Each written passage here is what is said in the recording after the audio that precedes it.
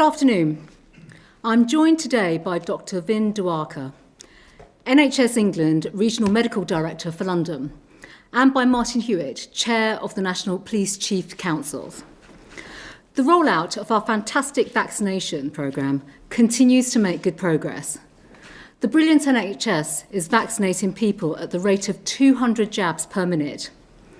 And as of today, 4,973,248 people have been vaccinated across the United Kingdom. The NHS are working as quickly, efficiently, and as fairly as possible to get the vaccine to priority groups. And I want to take this moment and opportunity to counter some of the disinformation about the vaccine, especially any messages targeted towards those from an ethnic minority background. This vaccine is safe for us all. It will protect you and your family. It is our best chance of beating this virus. So I urge everyone across our wonderfully diverse country to get the vaccine when their turn comes to keep us all safe. But sadly, we are not out of the woods yet. This virus remains severe, and it is a deadly threat. Our NHS is under immense pressure, and large numbers of people are still falling ill and sadly dying. So it is absolutely crucial that you stay at home to protect the NHS and save lives. Since yesterday, 37,892 people have tested positive for coronavirus. As of the 19th of January, 38,676 people were in hospital with coronavirus. That is up 4.8% from the week before. And those who have tested positive for coronavirus across all settings, sadly 94,580 people have died. That is 1,290 fatalities since yesterday. Every death is a tragedy, and these numbers demonstrate that this country remains in the grip of a pandemic. My thoughts go to all of those who have lost loved ones. The sacrifices that millions of you are making day in, day out are starting to make a difference. And by staying at home, you are helping to keep those you care about safe and also contributing to this national effort. But there is still a small minority who refuse to do the right thing. And to them, my message is clear. If you don't follow these rules, then the police will enforce them. Police officers are now moving more quickly to handing out fines when they encounter breaches, and they have my absolute backing in doing so. As we have done throughout this pandemic, we are constantly reviewing our approach to ensure that we can crack down on those most serious cases of rule breaking. And today I can announce that next week we will be introducing a new £800 fine for those attending house parties, which will double for each repeat offence to a maximum level of £6,400. These fines will apply to those who attend illegal gatherings of more than 15 people in homes. The science is clear. Such irresponsible behaviour poses a significant threat to public health, not only to those in attendance, but also to our wonderful police officers who attend these events to shut them down. From the outset, we have given the police the necessary powers to enforce the rules which are in place to stop the spread of this virus. And as these latest measures will demonstrate, we will not stand by while a small number of individuals put others at risk. I want to take this opportunity to pay tribute to our police forces and our fire services for their extraordinary contribution throughout this pandemic. They're out there every single day supporting our communities, risking their own health to keep us safe. And as we have seen in their own commitment during this whole response to the flooding caused by Storm Christoph, during such a difficult time for this country, the commitment and courage shown by our emergency services has been truly inspiring. Everyone has a role to play in our fight against this virus. So please, stay at home so we can protect the NHS and save lives. I'll now hand over to Martin Hewitt, Chair of the National Police Chief Council. Martin. Thank you, Home Secretary. And I'd like to start by welcoming today's announcement. We have repeatedly made it clear that house parties and other large gatherings shouldn't be happening. They're dangerous, irresponsible and totally unacceptable. And I hope that the likelihood of an increased fine acts as a disincentive for those people who are thinking of attending or organising such events. And we'll work closely with government to implement these new regulations. And as we've done with all other changes to the regulations, we'll be providing guidance to police officers to support them in explaining and applying the rules. When I spoke here 10 days ago, I said that we were at the most dangerous stage of the pandemic and that personal decisions are critical, and that remains the case today. The death figures in recent days are shocking, and I urge everyone to take notice of them. Every person lost is somebody's family member. Gatherings where people are in close contact with each other in confined spaces will allow the virus to spread, and anyone who organises one will be given a fixed penalty notice, and so will those who choose to attend. This is about saving lives. When we see people that are putting others and themselves in danger, we'll not waste time trying to reason with them. They are demonstrating no regard for the safety of others or even themselves. It is important to say that in most of our daily encounters, we only have to engage with people, explain the rules, and encourage compliance. And we know that the majority of people are doing their level best to follow the rules in the interest of their fellow citizens and in protecting the NHS. But we must deal with a persistent minority. Official figures will be released next week, which show how many fines have been given since the start of this national lockdown. But forces are telling us that there has been a significant increase, and that's reflecting the fact that we've had more officers out on dedicated patrols, taking targeted action against those small few who are letting everybody down. But what I am able to say is that since regulations were introduced in late August and up to 17th of January this year, 250 fixed penalty notices have been issued in forces in England to people who have organised a large gathering, and those fines carry a £10,000 penalty. And I make no apology for those fines, which are being given in the most serious cases where those organising those gatherings are selfishly putting lives at risk. And now, anyone who attends one of these big parties can expect to receive an £800 fine. And to illustrate what we're having to deal with across the country, let me give some recent examples. So last week in Brick Lane in London, following reports from neighbours, officers attended a house party where there were more than 40 people cramped indoors. Those people in there were hostile to the police. 3 officers were injured and 1 actually required hospital treatment. And we also found drugs on the premises. And in that case, arrests were made and fines were issued. A house party in Hertfordshire with over 150 people attending was stopped. They had music equipment, mixing decks, amplifiers, all being used by the organisers. Neighbours had contacted us after seeing an unusual number of cars outside. Multiple fines were given in that example, equipment was seized, and sadly, again, an officer was injured in dealing with that issue. In a slightly different sense, an officer who took part in an operation in Bournemouth, policing an anti-protest lockdown, has since contracted the disease and had to be admitted to hospital. Now, while that infection can't be directly linked to that event, I think what it does do is put into perspective the dangerous nature of policing. Even with the adequate PPE that we provide to our staff, this is risky. In Leighton Buzzard, officers were called to the site that had been set up for a large party, where they had a dance floor and speakers. As part of our engage, explain and encourage approach, the organiser was given words of advice and told that that event must not take place. But when officers checked later in the day, 50 people were there. Again, a £10,000 fine was issued. These are just a few examples where our officers are not only exposing themselves to the risks of COVID, but in some cases are also facing abuse and physical assault from those who are willfully breaching the regulations and endangering all of those present. Just today, the Crown Prosecution Service confirmed that in the last 6 months, 1,688 offences were charged relating to assaults on emergency service workers. And from the very beginning, we've been working together with the Director of Public Prosecutions, and we will do everything we can to prosecute those who commit these criminal offences.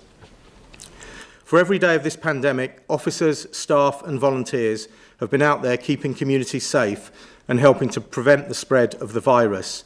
And the examples I give demonstrate how dangerous that role can be. The most effective way to reduce that risk is for people to comply with the regulations. And so my message is really clear. Wear a face covering on public transport and in shops unless you are exempt. Self-isolate if you are required to do so.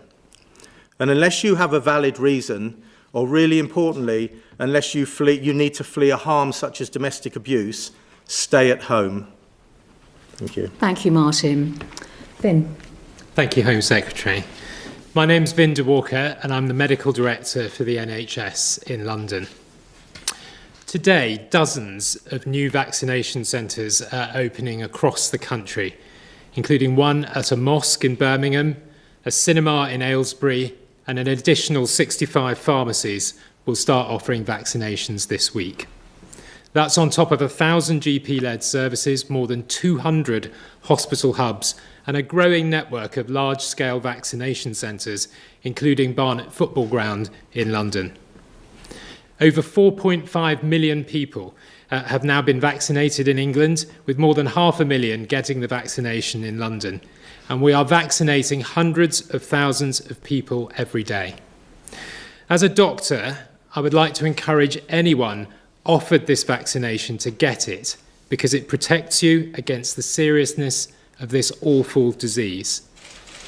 I applaud the Imam of the Birmingham Mosque who's spoken out about fake vaccine news today, saying it will not win. He is sending a strong message to his community. And together with all my colleagues in the NHS, I stand with him and want to say to everyone, if you're called for the vaccine, come forward. It could save your life. People are being called in priority order so that we can vaccinate those most at risk of serious illness first. And that is why I was horrified to hear reports that some unscrupulous people have used links shared with them to try and falsely book a vaccination appointment. To seek to do this is denying some of the most vulnerable people in our community a life-saving vaccine. Let me be really clear about this. It is morally reprehensible to try and jump the queue, and anyone who books to get the vaccine fraudulently will be turned away. The situation in our hospitals in the NHS remains really precarious. In London, more than half of all patients in hospital are being treated for coronavirus. And sadly, over 1,000 patients died in hospitals in London just last week. Every single one a tragedy. Nationally, there are 34,000 people in hospital, and pressure remains intense on our staff. And I'd like to thank all my colleagues in the NHS and our partners in local government, the police, the fire service, the voluntary sector and others who are supporting our enormous efforts in dealing with record numbers of people. We do have hope with an increasing number of people now vaccinated, but we must remain vigilant. Stay home, follow the guidance and help us to save lives. Thank you. Thank you, Vin. We'll now move to questions from the public, and the first question is from David. David from Bristol. Variants will surely be a permanent threat, yet closing borders can only be a temporary measure. Can we not therefore manage the threat on a more sustainable and less harmful basis through the periodic updating of vaccines in a similar way to we currently do for the flu? Thank you. David, thank you. I think that's a really important point, actually, about updating of vaccines. So, Vin, can I come to you? Because this is obviously something very much from a medical perspective and science perspective that we have to consider. So, firstly, I'd like to start by saying how fantastic it is that we have developed a vaccine that is effective against this disease. And the research that's been published shows that the vaccine we've got is effective against the strains that we currently have circulating at the moment. So our top priority at the moment has to be delivering the vaccine that we've got and giving it to those who are at the greatest risk of this disease. Obviously, we know that we monitor carefully new variants. This particular virus does mutate. We carefully track those so that we can understand the spread and understand what impact they've had. And that is something that is kept constantly under review by the scientists and by my colleagues in Public Health England. Thank you, Vin. We go to Robert from Norwich. As a primary school teacher, I have found it hard to understand why the definitions of key workers and vulnerable children have been broadened, which has led to a frankly massive increase in the amount of children in schools, increasing the risk of transmission massively. If the virus is more transmissible than 6 months ago and is also more dangerous to children, then shouldn't the protections for our children, their families and school staff be as strong, if not stronger than before? Robert, thank you for that question, and that was very much about the transmissible nature of the virus. I think it's just worth saying right now, we're speaking about the virus and the variants of the virus that we are now seeing. And it is right to say that within schools and school settings, all the measures that are in place with regards to teachers and pupils being in school are all subject to all the coronavirus restrictions. But Vin, do you want to add something? Because clearly linked to that, we have testing within that particular circumstance and environment to protect teachers, but also to protect pupils. And there's a great deal of work that's taken place across all school settings. Thank you. So I think that, firstly, I'm really grateful to every single member of frontline staff and key workers for the efforts that they are making, putting themselves on the front line every day. I know that in the NHS, all the nurses, the doctors, the physiotherapists, all of those that we have working, mounting this effort to open hundreds of beds, would not be possible if we didn't have the support of our schools and our teachers in this. So this is an absolutely critical part of it. Clearly, there's a difficult balance to be struck in deciding how to apply how to broaden out the definition of a key worker. But the important bit is that we know that schools have clear guidance on how to make sure that they're safe, that will reduce the spread of this virus, and that is the key bit, I think, that we have to be clear about here. Thanks, Vin. We'll now move on to Vicky Young from the BBC. Home Secretary, Northern Ireland has just extended its lockdown until March the 5th, acting on health advice. Could you be straight with people and tell us whether this is also being considered for England? And also on travel, are you pleased that the Prime Minister has finally come round to your way of thinking, which you expressed back in March, that tighter checks and restrictions are needed at the border? And if I could ask the doctor a question as well, please, is the NHS getting all of the vaccine supplies that it needs? Thank you, Vicky. Well, first of all, with regards to lockdown measures, look, you've heard the numbers today. We are in the midst of a global pandemic, and I'm afraid to say when you look at the number of people being hospitalised, and also sadly and tragically the number of people who've died because of this dreadful, dreadful disease, we have these lockdown measures. It's right that we, have stringent measures in place, particularly to safeguard, as Dr Diwakar has said as well, the efficacy of this incredible world-leading vaccine rollout programme that we have. So, it's too early even to speak about other measures, but quite frankly, the advice right now is clearly to stay at home because of the situation that we are in. And then, of course, when it comes to measures, you've mentioned borders and travel. It's right that the government does everything that we can right now, number one, to protect the rollout of this vaccine. But just look at the stringent measures that we have brought in place. We have now, the public need to show proof of a negative test. We have quarantine. We have the passenger locator form. We've taken action at the border when new strains of the virus have appeared, such as the South African virus and also the Denmark virus. All our measures are constantly under review, particularly now we see mutant strains, and it's right that we take every single precautionary measure so that we can safeguard the delivery of this vaccine. Vin. Thank you. So I think the first thing I would say is that it is very early, but we are seeing some glimmers of the impact of the lockdown in the NHS. So in our general and acute beds, in 999 and in the 111 service, we have seen the number of people with coronavirus falling since last week. But that has not fed through to intensive care, the most seriously ill people. And that is because in this illness, people become more unwell at about 7 to 10 days into the illness. That is where they deteriorate, go into hospital, and may need intensive care. And so actually in London, the numbers of patients in intensive care beds went up yesterday, didn't go down. So it is far too early to be thinking about the lockdown, but there are early signs of hope because the lockdown measures we currently have in place do appear to be having an impact. On the subject of the vaccine, our focus in the NHS is on making sure that as the vaccine supplies come in and are delivered to vaccination centres, we get on and administer it as fast as it is delivered.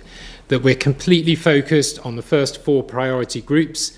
If we vaccinate those first 4 priority groups, we will have prevented potentially 82% of the deaths that occurred during the first wave of this pandemic, and that would be a fantastic achievement. Thank you, Vin. We'll move on now to Sam Coates from Sky. Good afternoon. Good afternoon, Home Secretary. Should people be booking a foreign summer holiday at this time? Or is there a realistic chance Britain could keep its borders closed to people outside the UK until the autumn? Or could it be the case that many other countries and the EU close their borders to us through these summer months? And to Dr Vin Diwakar, in the first wave, the most successful countries were those that shut their borders early. Is the best way to stop new variants coming to the UK to do this and keep them shut? Sam, thank you. Well, first of all, it is far too early in terms of to speculate around restrictions such as the point you've just made, should people be booking a holiday? You know, we are unquestionably, and I emphasise this, think about the numbers that we have spoken about already. We have thousands of people still in hospital, pressures on the NHS. The advice is very clear. We are in a lockdown. The public should be staying at home. And our focus, of course, with regards to borders and travel, people should not be travelling unless, of course, it is absolutely critical and essential. But we have this incredible world-leading vaccine rollout programme. Our focus is absolutely on delivering that vaccine, getting it to the public. And you know very clearly what the measures are at the borders in terms of quarantine, passenger locator form, the fine just on the PLF has been increased, but also the need for a test. We have stringent measures for a very good reason, because we want to protect the health of members of the public, and also we want to make sure that we can deliver and safeguard this world-leading vaccine rollout programme. Thank you. So, as the Medical Director for the NHS in London, of course, our focus in the NHS in London is on making sure that we have the beds, the staff, the equipment, the medications that we need in order to treat patients with coronavirus that need to see their GP or access our emergency services or be admitted to hospital. I go back to the answer I gave some moments ago, which is the lockdown that we have in place, there are early glimmers of hope. And I think that's a very positive sign that we welcome in the NHS. I was in a hospital in southwest London, in Carshalton this morning, and in fact, knowing that I was coming here this afternoon, I said to the staff, what message would you like me to give to the British public about what they should do? And they said, tell everybody in the country, follow the rules, stay at home, help us to save lives. If I can give you an example of what's going on currently in hospitals. I visited the intensive care unit this morning, and what I found was normally you have one nurse looking after one patient in an intensive care unit. Because of unprecedented numbers of patients, we now have one nurse looking after 2 or 3 patients, supported by nurses that have come from the surgical wards, by physios that have come in who normally work in the community, supported by dentists, by medical students and by surgeons, because we've had to bring staff into intensive care to support the care of patients. Now, of course, what that means is that if our beds are occupied, more than half, by patients with coronavirus, and on top of that, we have our staff all focused on looking after coronavirus, that means that they're not doing the things that they want to be doing, like operating on people who need urgent surgery, that needs to be done, not tomorrow because we're still doing emergency surgery, but surgery that might need doing in a month or two because we can't schedule that yet. It means that we can't treat patients as urgently as we want to for some of the things that we think are important, such as cancer surgery and so on. So it's absolutely vital that for the public, the key message is help us to help you, stay at home, follow the guidance and help the NHS manage this coronavirus pandemic so we can get on with what we're doing best and what we want to do, which is being here for everyone, not just for coronavirus. Vin, thank you. Liz Bates from Channel 4. Liz, good afternoon. Good afternoon, Home Secretary. It does seem once again like you're blaming the public for breaking the rules when could it be that the problem is actually the rules themselves? Given the numbers, do you think it's time for measures to be stricter? And on the UK's borders, can you say now that they are secure enough to prevent these dangerous new strains from getting in? Well, first of all, Liz, in response to restrictions and measures, I've always said, in fact, Martin and across policing and all our operational partners, we are clear that the majority of the British public are following the rules. You've heard today, quite frankly, some pretty shocking examples from Martin. I hear examples like that every single day from policing, and it's really just very disturbing to hear examples of egregious breaches. And the majority of the British public who are complying with the rules will want that assurance. They want to know that when it comes to policing, that those who are breaking the rules are being fined. And these egregious breaches are costing lives. So, we've always said all our measures are completely under review. And when it comes to policing, we continue to work with our operational partners on the type of fines and restrictions and the measures that we put in place. And that has always been the case throughout this pandemic. It is right that we are doing everything at the border, whether it's quarantine, whether it's passenger locator form, whether it's now the testing that we've brought in, and obviously the checks on travellers as well, to do everything that we can possibly do to protect the rollout of the vaccine and obviously to protect us, to protect the British public and also our vaccine from new strains of the virus. And that is why we've always said all measures are under review.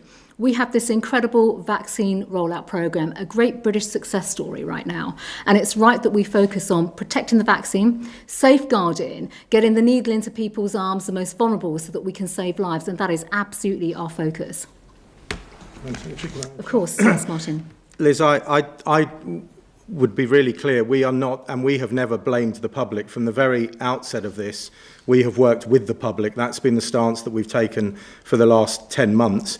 And as has already been said, the vast majority of people are trying their level best to follow the guidance, follow the rules. And we all accept the rules have changed over time. The risk has changed and it is complicated, but we've had police officers out there explaining. But we have to focus on those people who are deliberately breaching those rules and putting people at risk. When you have 150 people coming together for a party, I don't accept that any one of those people didn't understand the risk that they were taking. I don't accept that they didn't understand that that was breaking the law. And we are standing here today with over another 1,200 people died today. And I think people just need to understand that. So it's not about blaming. The majority of the public have worked really hard in difficult circumstances. All of us have, altering our lives. But we really do have to focus on those people who are completely irresponsible, because that is what leads to the situation that we've just heard in the intensive care units. Thanks, Martin. We'll move now to Jason Groves from the Daily Mail. Jason, good afternoon. Hi, thanks, Home Secretary. You said it's a bit too early to think about the summer, but this is exactly the time of year when people are thinking about their summer holidays. They want something to look forward to. Can you be clear with people, if they are thinking about booking a holiday now, should they think twice? And Dr Diwakar, you talked about the situation in London right now. You know how many cases are coming through the pipeline. The review of the lockdown is up in 3 weeks' time. Can you see any circumstances in which you will be advising government to lift any element of it, whether it's schools or anything else? Jason, thank you. You've made a valid point in terms of the public and looking forward, but I do want to absolutely emphasise what I've said earlier on. It is simply far too early to even contemplate where we go with restrictions. And I do just want to bring everyone back to some of the numbers that we've spoken about. Yesterday, 1,290 people have died. The numbers really illustrate, as Dr Diwakar has said himself in terms of the pressures on the NHS and the hospital. It's right that all our measures are under review. That is inevitable. But right now it's far too early to say or even speculate when we can lift restrictions. And I do want to just come back and emphasise our priority is to make sure that the most vulnerable people are vaccinated. And that is why this vaccine rollout programme is just so critical. It's important, it's crucial to saving lives, which brings us very much back to the fantastic work that our colleagues and all partners are doing on the front line, not just in police and fire, but in the NHS. Vin. Thank you.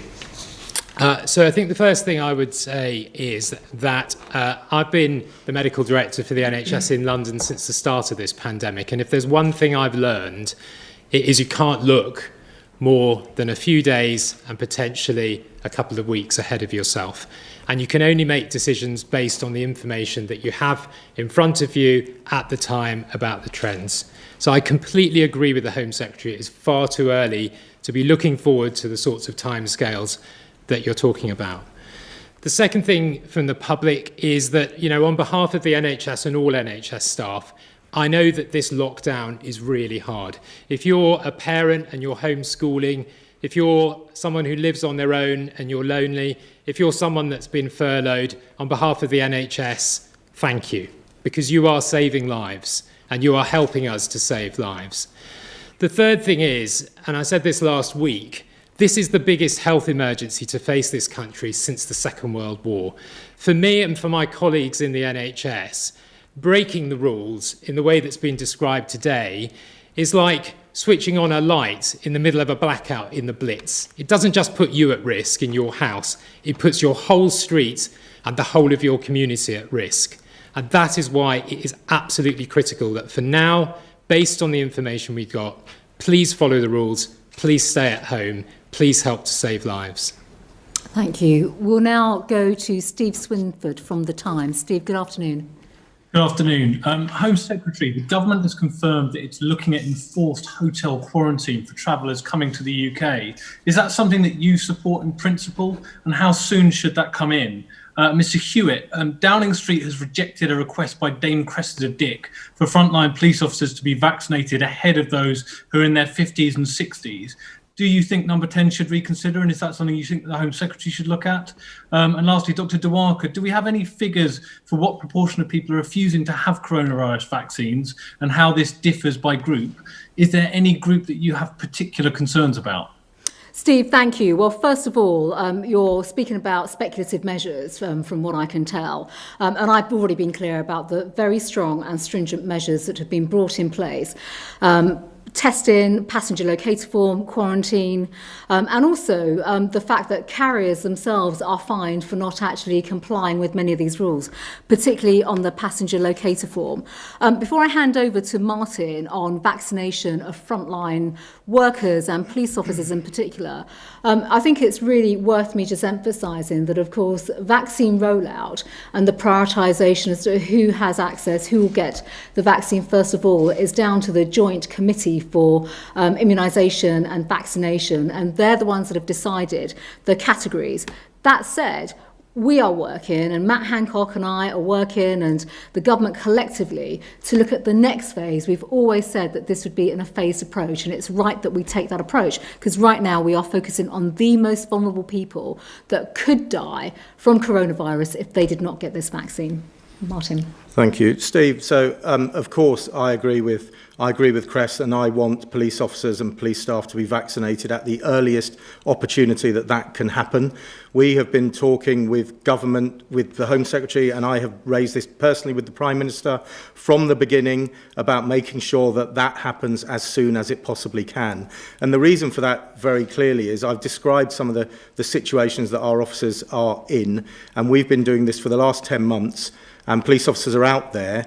And of course, they're often going into situations where you have no idea whether somebody may or may not be positive for COVID, but they are getting on and doing their job. So it's really important that we protect our officers in every way we can. And of course, the sooner we get officers vaccinated, then that means that we are absolutely resilient in terms of our numbers to carry on and do all the other policing that we're doing as well. So we have been talking from the outset. I'm confident that our position is really well understood. And as the Home Secretary said, as the body that is deciding on the vaccination works through, we will keep pressing for police officers to be as high up the list as they should be. Thanks, Martin. Vin. Thank you. Steve, I wonder if you could just repeat the question that you had directly to me. Thank you. So, Dr Diwakar, I was asking, do we have any figures for what proportion of people are refusing to have coronavirus vaccines and how that differs by different groups? And is there any group that you have particular concerns about? Thank you. So the first thing I'd say, and you can tell this from the pictures that we've seen on our television screens and in our newspapers from vaccine centres today, there is a huge amount of acceptance of the vaccine from people that are being offered it. And of course, our focus at the moment, up until February the 15th, is to make sure that the vaccine is offered to people who are in the most at-risk groups. So there's a real sense of positivity in the vaccine centres and a real sense of excitement. I had somebody that I saw having their vaccine the other day, and they said to me afterwards, they said, "Thank you, doctor, you're going to give me my life back." So there's real sense of hope. Now, of course, we do have communities who do have entirely legitimate and understandable concerns about the vaccine. So we do know, for example, that in some of our Asian communities, in some of our black communities, there are long-standing concerns that actually go back generations because of the history, in the way that people were brought up by their grandparents who were told by their grandparents that experiments were done in the early part of the last century, that unethical experiments were done, way back in the 60s. I am convinced as a doctor, having looked at all of the research, looked at the processes that we have through the Medicines Health Regulatory Authority, this is a safe and effective vaccine. The things that happened historically in the past have not happened now. We have good research evidence, and I would urge people who are offered the vaccine to come together. We are here, and we will be absolutely tireless in working with our communities, working with those who've got concerns, working with faith leaders, community leaders, colleagues in local government to make sure that we will answer any question that anybody has and any concern that anybody has to encourage people to come forward and take up their appointment. Ben, thank you for that. We will go to Rachel Wearmouth from the Huffington Post. Rachel, good afternoon. Hello. Hello. Could I ask these two questions of you, please, Home Secretary? Figures collated by Oxford University covering the last week show that Britain currently has the worst daily coronavirus death rate in the world per capita. Do you think that in hindsight, the easing of rules over Christmas was a mistake? And secondly, Dr Diwakar said earlier that people jump in the queue to get a vaccine. It's morally wrong. So would the government consider penalties such as fines for this in some cases? Rachel, thank you. Well, I think first of all, I have frequently said, in fact, all my colleagues across government have always said when you look at the level of transmission, but also the devastation, coronavirus has impacted everyone's lives across the country, but also with the number of people that have died. This is an absolute tragedy. And I think importantly, right now, in terms of our own approach as a government, our approach has always been informed by the professional advice from scientists, from the scientific advisors, from the medics who advise government. And that has always remained the case from day one and continues to remain the case too. With regards to the queue jump in, as you put it, around the vaccine, I completely echo the words of Dr Diwakar.